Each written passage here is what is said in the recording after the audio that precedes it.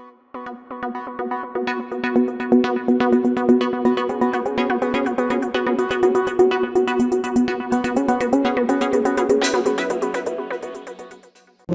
students, welcome to the Higher Education Academy for FSC Part 2, Chapter Number 1. Chapter Number 1 को mention किया जाता है 12th chapter से, name है इलेक्ट्रोस्टैटिक्स। सबसे पहले इलेक्ट्रोस्टैटिक्स, दो नाम है इसके, इलेक्ट्रो एंड स्टैटिक्स। हम स्टैटिक्स बोलते हैं रेस्ट की अलग, रेस्ट मोशन। तो हम कहेंगे इलेक्ट्रॉन का मतलब होता है फ्लो ऑफ, इलेक्ट्रो का मतलब होगा फ्लो ऑफ चार्जेस, मतलब motion of charges, and statics at rest. मतलब ये हम कहते हैं it is the study of charges at rest और यूनिफॉर्म मोशन कॉल्ड इलेक्ट्रोस्टैटिक्स। एक ब्रांच है फिजिक्स की। उसके बाद चार्ज क्या होगा, the species having capacity of attraction और रिपल्शन। दो टाइप के चार्जेस होते हैं हमारे पास, negative means electron, positive mean protons. इसके बाद आता है हमारे पास कूलम्स लॉ। हमने लॉ ऑफ ग्रेविटेशन पढ़ा। लॉ ऑफ ग्रेविटेशन में क्या था कि force of attraction present between two masses, two bodies, that is directly proportional to product of masses and inversely proportional to scale of distance between them। Same उसी तरह का जो है लॉ कूलम्स ने बनाया, जो चार्जेस के लिए था। दो charges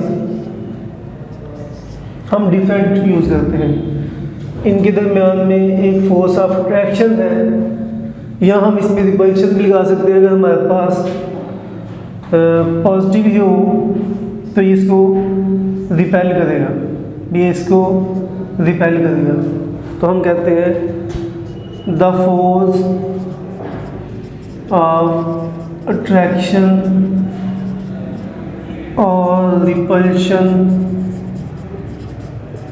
between two charges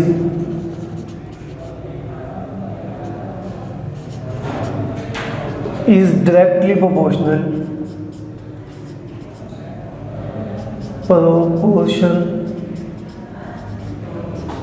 to product of charges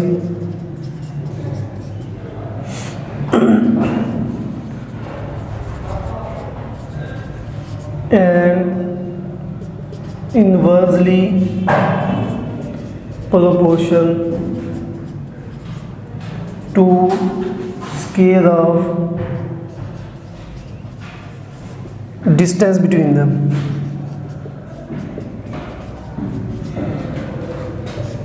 F is directly proportional to Q1 Q2 over R square, inversely to R square।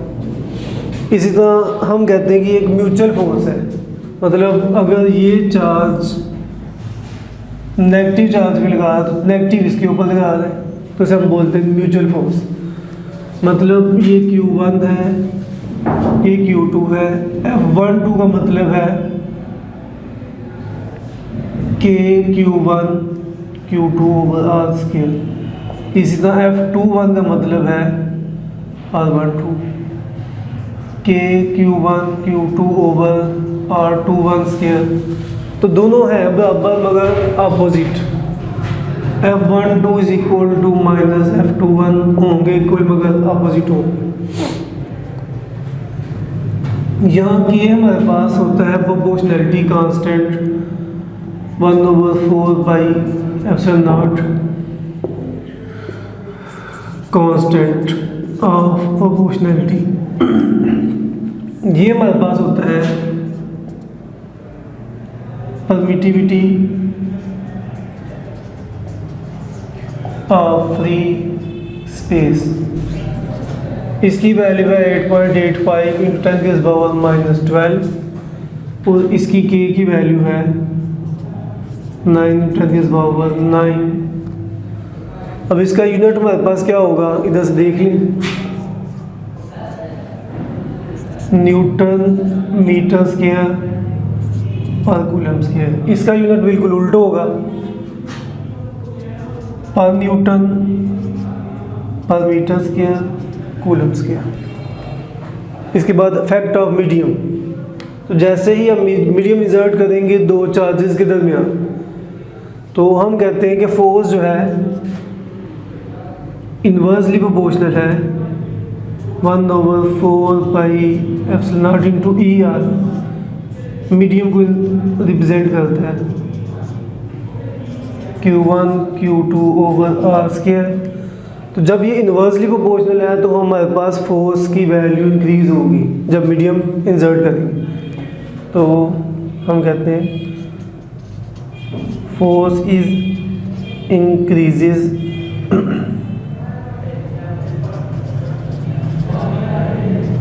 With medium.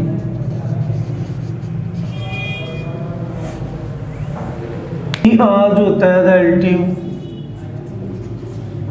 Medium,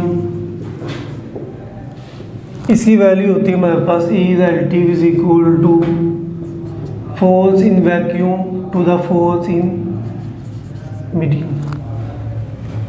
हम इसको सिंपली लिख सकते हैं ratio force in vacuum to the force in medium. इसके बाद आता है हमारे पास इलेक्ट्रिक फील्ड।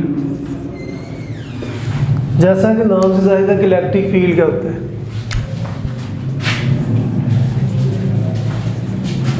वो ख़ास रीजन जहाँ तक कोई चार्ज जो है वो फोर्स लगा सकता है। द रीजन और a space around the charge on which another charge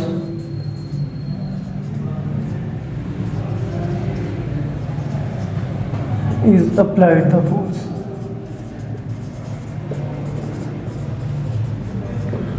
ये फोर्स चाहे अट्रैक्टिव हो चाहे रिपल्सिव, मतलब कि यहाँ तक ये किसी दूसरे चार्ज को या अट्रैक्ट कर सकता है या रिपेल कर सकता है। ये जो रीजन होगा इसे हम इलेक्ट्रिक फील्ड बोलेंगे। तो हम इसे बोलते हैं इलेक्ट्रिक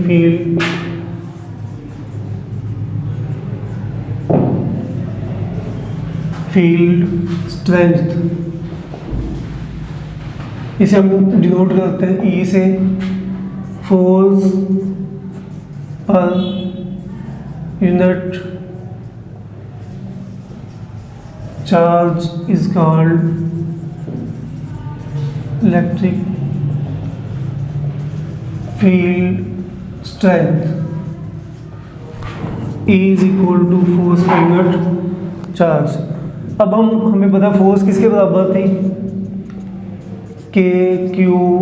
Q ओवर R के मल्टीप्लाई बाय Q।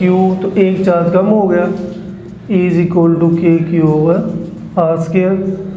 इसका यूनिट क्या होगा हमारे पास, न्यूटन पर कूलम, या हम न्यूटन पर कूलम लिख सकते हैं।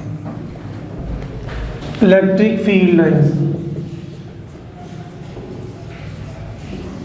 लाइंस, जब भी कोई चार्ज होता है वो किसी एक ख़ास वजह से किसी चीज़ को अट्रैक्ट या रिपेल करता है, तो वो इमेजिनरी लाइंस जिसकी वजह से कोई चार्ज अट्रैक्ट या रिपेल करे उसे हम बोलते हैं electric field lines. The imaginary lines due to which charge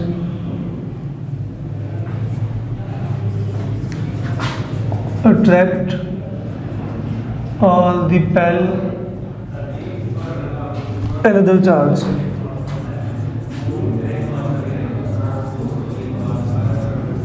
Called electric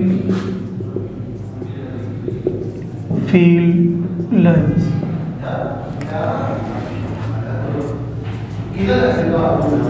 Originate from positive charge, ends at negative charge.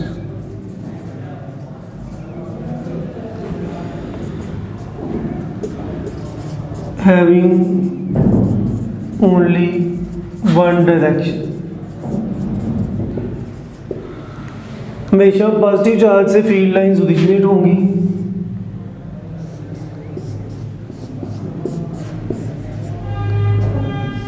Negative charge में एंड होंगी।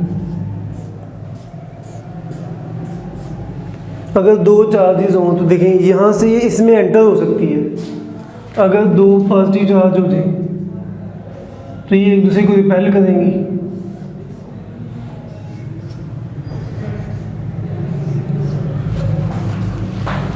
Never cross each other, never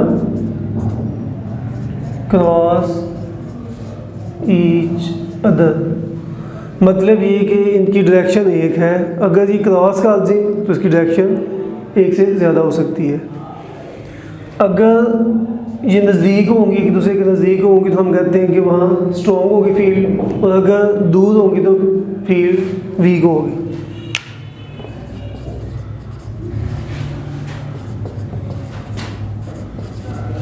If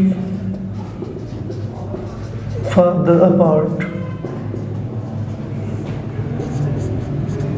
stronger if near to each। यहाँ तक मेरे ख्याल में आपको समझ आ गई होगी। अगर कोई प्रॉब्लम हो तो आप कमेंट सेक्शन में पूछ सकते हैं। Thank you. जय हिंद।